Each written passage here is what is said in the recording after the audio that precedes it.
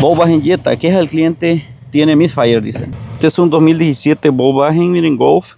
Está bajo de millas, 70,000 millas. Quieren diagnóstico, el cliente ya le cambió la bujía, dice.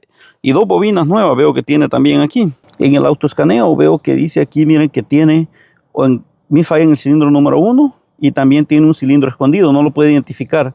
Y el sensor de temperatura de aceite. Nos vamos a enfocar en estos. En el escáner el flujo de misfire me indica que el cilindro 1 tiene misfire nada más.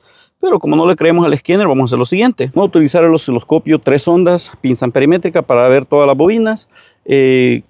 También el sistema de encendido y un identificador aquí. Si observamos aquí la bobina 1 está nueva y la 3. Por andar poniendo cosas de Amazon, miren. El azul es el identificador del cilindro número 1, 3, 4, 2, miren. Esta bobina y esta están en corto, miren. Esta está en buen estado. Hice un zoom, mal estado, buen estado, miren.